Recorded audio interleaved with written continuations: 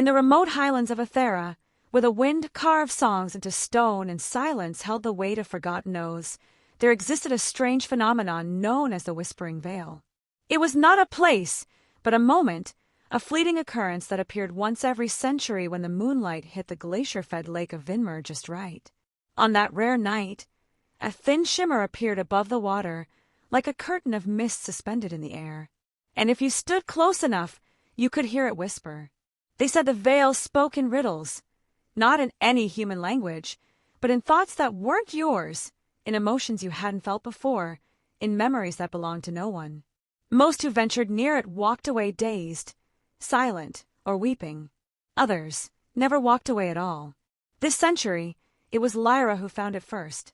Lyra was not a wanderer by nature, but her dreams had been haunted for months, glimpses of a face that wasn't hers, hands scribbling poems in ink that vanished, and a voice humming lullabies she'd never learned.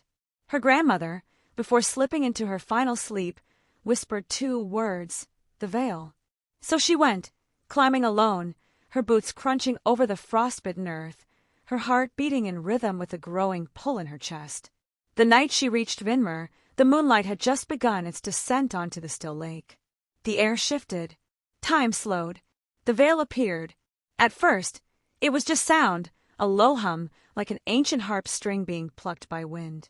Then came the whispers. Not words. Images. A boy with frost in his hair, laughing by the lake.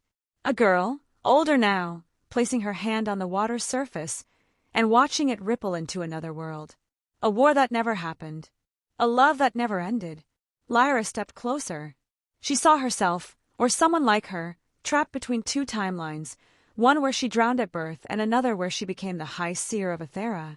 The veil, it seemed, wasn't a mirror or a prophecy. It was a convergence, a brief stitch in the fabric of existence where all versions of the self met. And the veil asked her a question, not in words, but in meaning. Which version of you do you want to become? But choices have cost. To live as the seer meant forgetting her past. To live in her own timeline meant the veil would vanish, and she'd never remember what could have been. And to try and take both meant staying behind. Lyra stepped into the veil. In the village below, decades later, a little girl asked her mother why, on moonlit nights, the wind by the lake sang songs that no one knew. Her mother smiled sadly and said, "That's the Whispering Veil, love. It tells the stories of those who dared to listen, not just with their ears, but with their hearts. Those who found the courage to follow a path beyond the world they knew, even if it meant becoming someone entirely new."